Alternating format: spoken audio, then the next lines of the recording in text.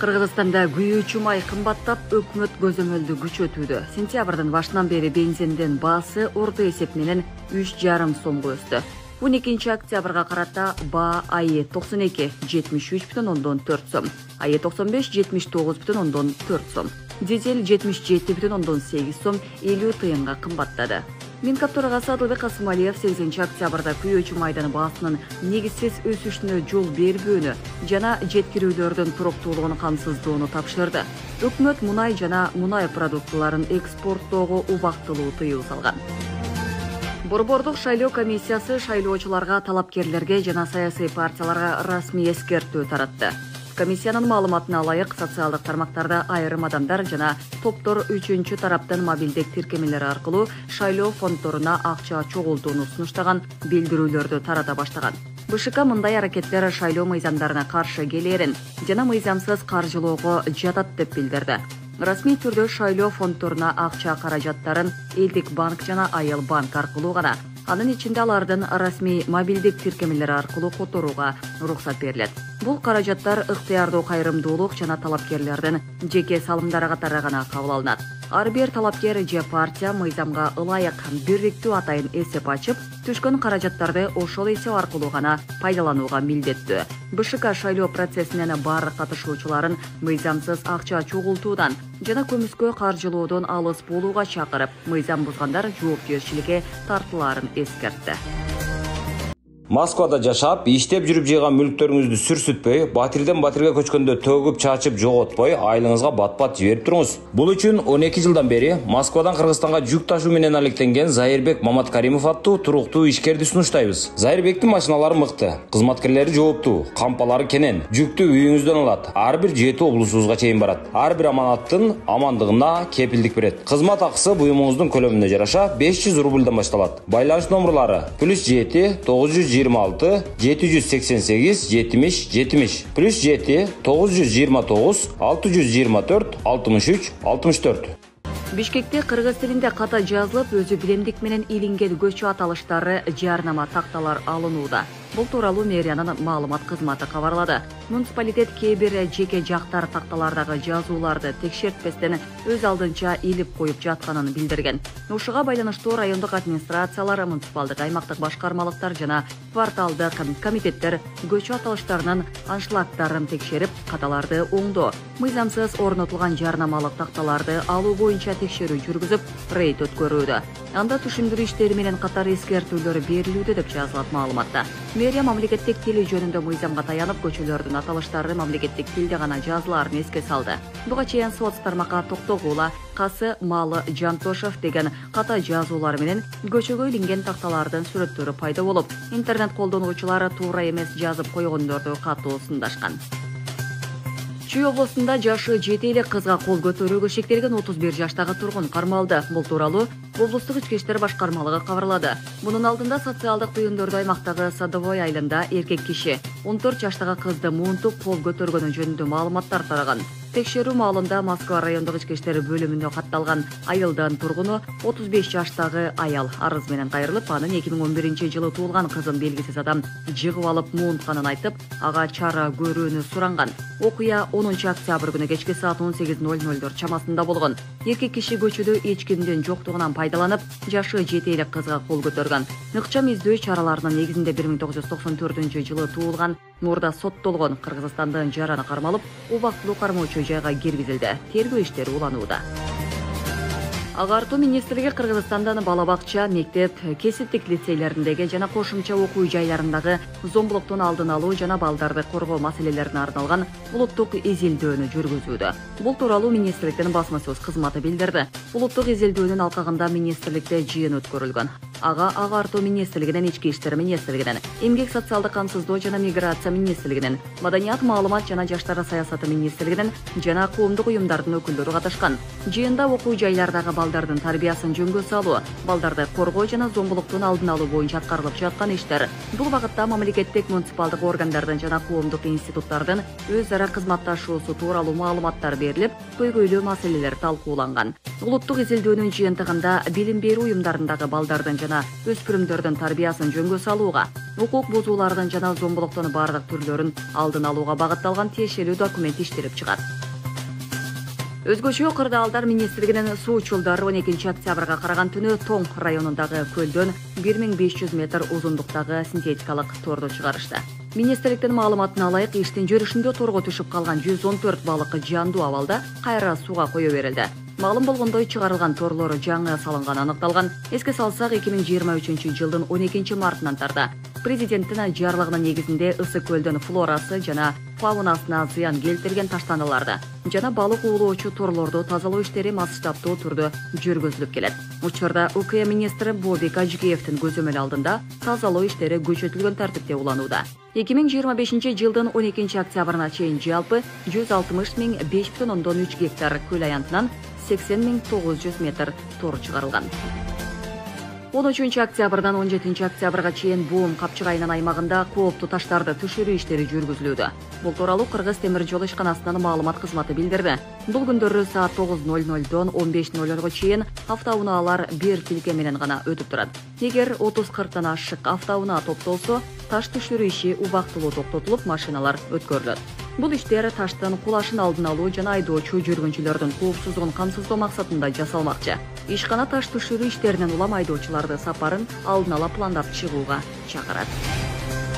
Ошто кытайлык дарыгерлер көз ооруларына акысыз операция жасайт. Бул тууралуу Саламаттык сактоо министрлигинен кабарлашты. Маалыматка ылайык, дарыгерлерди кеч аэропорттун облустук клиникалык ооруканасынын жетекчилиги тосуп алган.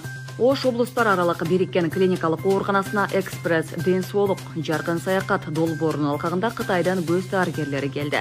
Алар Кыргызстандан түштүк аймагындагы катаракта, глаукома оорулары менен жабыркаган 300дөй бейтапка акысыз операцияларды жасашат. Чет элдик медиктер өлкөдө 23 октябрга чейин болушаары айтылды.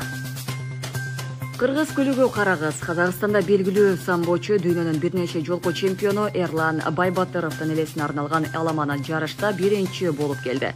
Бул тууралуу видео социалдык тармактарда тарап жатат. Тулпар казак менен кыргыздын 50 күлүгү катышкан 27 чакырымдык чоң жарышта баарын арка калтырган. Тасмада карагыз казактын Акбакай аттуу күлүгү менен тең келе жатып, чечүүчү жарым чакырымда ири айырма менен озуп чыкканын көрүүгө болот. Ал буга чейин да коңшу өлкөлөрдөгү аламан жарыштарга катышып, бир нече жолу жеңген. Ал эми көчмөндөр оюндарындагы жарышта 3-чү орунду багындырган. Ушул арканда турган эжекебизге жардам керек экен. Колуңуздардан келишинче жардам кылып, ушул видеороликти максималдуу түрдө таратып кетиңиздер. Ушу 1,5 жылдан бери ушундай акыбалда жатат экен туугандар. Алланын ыраазычылыгы үчүн колуңуздардан келген жардамды берип кетиңиздер. Эже, бул качандан бери ушинтип башталган негизи? 2022-ден бeri tuttum kakşa olup, kurt jegендей oldu, çok jegендей oldu, kakşa oluyor tabi de. 2022-23 вообще olmaya kaldım da. Aksap bas, ondan keyin 2024 törögönden keyin töreylekleri basmaya kaldım da вообще. Narona, yerona, kıskası falan dedi. Apresa yolunda jarısı beni kap geldim de. Ondan apresa oldum 2024 Ağustos'ta. Bu yıl bir yıl oladı da. Neni kalaysın uşun? Hem şu alıp olamışsınız. Basıp geçişim gerekmiş. Onların geleceğini. Ondan yola düşünmek böyle. Allah'ım şu şifa versin Eceke. Şifa veretip dayım. Ayağlık şifa olsun geleceğim. Баткен шаарында Манас оюндары мелдешүү өтүүдө. Дене тарбия жана спорт агенттигинен маалымдашкандай, спорттук иш-чарага Кыргызстандын 7 облус жана 2 шаарынан келген спортчулар катышууда. Манас оюндары спорттун улуттук түрлөрү айкөр, кыргыз күрөш, ордо, салбоорун жана тогуз коргоол боюнча өткөрүлүп жатат. Манас оюндары кыргыз элинин баягы тарых, салты, маданий баалуулуктарынан күч алган улуттук спорттун түрлөрүн өнүктүрүүгө жана жайылтууга арналган ири республикалык спорттук иш-чара болуп эсептелет. Аталган таймаш улуттук оюндарды жандандырып, ден соолукту чыңдоого багытталган. Мелдеш бүгүн 13 октябрда аяктайт.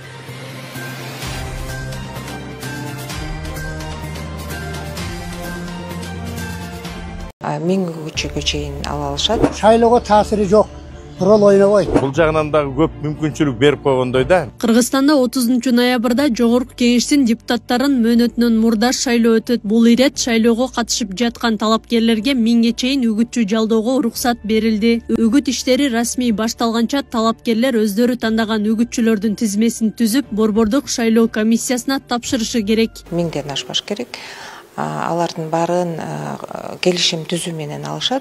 Келишим түзүү менен алып, бирок борбордук шайлоо комиссиясына алардын тизмесин бериш керек. Себеби дегенде кийин ар түрдүү жагдайлар жаралышы мүмкүн. Ошол эле өздөрүнүн үгүтчүлөрү мыйзам бузушу мүмкүн. Аларды аныктоодо дагы алардын ошол биз билишибиз керек, кайсы талапкердин үгүтчүлөрү кимдер экенин. Ошончун сөз түрүгүдө алар менен келишим түзүп, андан кийин бизге канча үгүтчүсү болсо, ошолордун тизмесин бериш керек. Бирок бул чечим коомчулукта кызуу талкуу жаратты. Айрымдар 1000 үгүтчү жалдоого уруксат берүүнү туура деп бааласа, башкалары бул акчалуу талапкерлерге артыкчылык түзүп берет деген пикирде. Коомчулукта кызуу талкуу жараткан маселеге байланыштуу президент Садыр Жапаров да пикирин билдирди. Ал мурдагы мыйзамда 500 чейин үгүтчүгө уруксат берилгенин белгилеп, бирок 1000 үгүтчү көп деген пикирди колдойт. Мен деле 1000 үгүтчү көп деп ойлойм. Азыркы шайлоого катышып жаткан талапкерлер деле мынча үгүтчү албаса керек. Эгер ушунча үгүтчү алган талапкер болсо, демек акчасы көп талапкер. Шайлабай коюш элдин колунда. Элге ошол үчүн кайра кайрылуу жасап жатам го. Добушуңду сатпа деп. Албетте бул кемчилдикти кийинки шайлоодо оңдоп койсок болот. Талапкерге бул жагынан дагы көп мүмкүнчүлүк берип койгондой да. 1000 адам демек. Алар ошолор колдосо, анан алар ар бири канчадан адамды тандап, чакырып, мындай үгүттөсө деген. Ошондуктан менин оюмча өтө эле көп сан болуп калган. Бирок ага карабайт. Ага карабайт, ар бир талапкердин өзүнүн баягы элге болгон элдин тандоосуна жараша болот сөзсүз түрдө. Анан мен ойлоймун, кийинки шайлоолордо ол ушул 1000 адамды дагы азайтыш керек дегендей ойдомун да. Ошондуктан ал үгүттөөчүлөрдөн мындай көз каранды болбойт. Талапкердин ийгилиги, жетишкендиги. Өлкө башчы белгилегендей, 1000 үгүтчү маселесинен трагедия кылуунун кажети жок. Себеби маселе үгүтчүлөрдүн санында эмес, алардын ишинин мазмуну менен натыйжасында. Президенттин айтымында канча үгүтчү жалдабасын акыркы чечимди эл өзү кабыл алып, кимге добуш берерин аныктайт. Ошондой эле ал 2005-2010 жылдардагы шайлоолорду мисал келтирип, үгүтчүлөрдүн саны шайлоонун жыйынтыгына таасир бере албаганын белгиледи. Ар бир талапкердин тагдыры үгүтчүлөрдүн колунда эмес, элдин колунда. Эгер эл колдобогон талапкер болсо, 1000 эмес, 2000 үгүтчү жалдап алсаң да өтпөйсүң. Мен өзүмдүн башымдан өткөн бир мисалды келтире кетейин. 2005 жылкы шайлоодо бир округтан 12 талапкер ат салышканбыз. 11-и биригип алышып мага каршы иштешкен. Губернатор, кызматта турган аким, ошол мезгилдеги иштеп жаткан депутаттар, бийликтин батасын алып келдик деген бизнесмендер болгон. Менде 200гө жетип жетпеген эле үгүтчүм болгон. Кудайдын кудурети менен, элдин колдоосу менен мен өтүп кеткем. Ошондуктан үгүтчүгө эмес, Кудайдын анан элдин колдоосуна ишенгиле. Серепчилерде үгүтчүлөр шайлоонун жыйынтыгына түз таасир эте албай турганын белгилешет. Алардын айтымында жарандар ар бир талапкердин программасынан жана буга чейинки иштерине карап кылдат тандоо жасашы керек. Эгерде ошол үгүт иштерине кеткен чыгым талапкердин өзүнүн чөнтөгүнөн болсо, канча болсо кое берсин. Бирок бир нерсени эске алыш керек. Мамлекет башчыбыз айткандай, ал үгүтчүлөрдүн саны шайлоого таасири жок. Рол ойнобойт. Эл деген эл түшүнүп калды, көз ачылып калды, аң сезими жогорулап калды. Ал мурдагыдай кылып, бурра кылып кетти кыла бербейт. Эл азыр ар бир талапкерди тандайт. Кимисинин колунан иш келет, кимисинин колунан иш келбейт. Кимиси популист, кимиси чыныгы патриот. Ошолордун бардыгын эл анализдейт азыр. Эске сала кетсек, 30 ноябрда өтө турган Жогорку Кеңештин мөөнөтүнөн мурда шайлоосу 7-чакырылыштын таркап кетүү чечиминен кийин уюштурулуп жатат. Буга чейин 25 сентябрда депутаттардын өз ыйгарым укуктарын мөөнөтүнөн мурда токтотуу демилгеси колдоо тапкан. Парламенттин 7-чакырылышы 2021 жылдын ноябрь айында шайланган болчу. Акылай Карабаева, Замирбек Тойчубаев, Регион.